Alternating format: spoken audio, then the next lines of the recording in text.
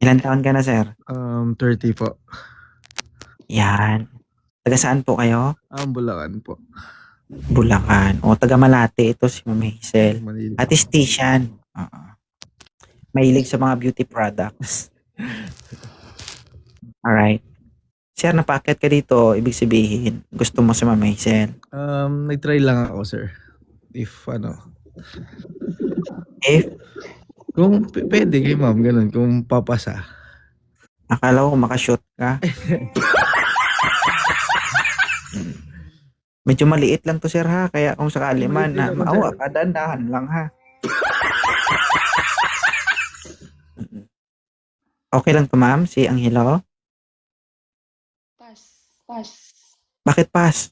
Kawawa ka, no? Medyo malaki. Bakit pass? Kasi para sa akin, hindi ako attractive. Okay. Hindi ka na-attract sa kanya. Hindi. Wala siya. Wala bang clown dyan, guys? So, I think ang gusto mo, parang gusto din ni Ma'am Queen. Tama? Ano? Hindi naman. Yung gusto mo sa lalaki, gusto din ni Ma'am Queen. Parang ganun yung mga hinahanap niya. Alam mo yun? Yung tipo, wala, yung iba kasi guys gusto nito Gusto niya yung unang salta, yung makatch agad yung attention niya. Tama ba? Para pagkita nila, hindi pa sila nakikita, basa na. Ganun naman talaga, di ba? Kapag excited, maraming ibig sabihin yung basa. Basa sa pawis. Nanginginig.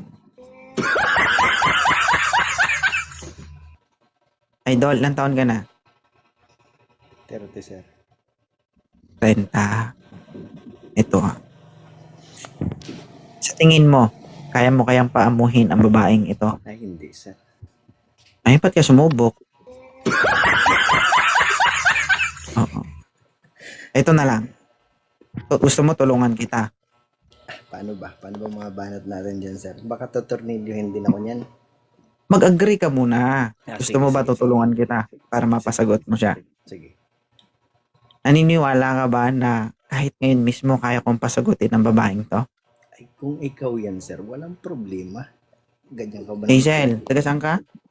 Taga Palawan ako, sir. Hazel, taga saan ka? Malati po. Oh, sumagot, di ba? Yun, di pong. Yun ang hinahanap niya, sir. Kailangan makuha mo yung attention niya. Ay, sir, So ngayon, sir, tutulungan kita na mapasagot natin siya sa isang kondisyon kung papayag ka. Payag ka.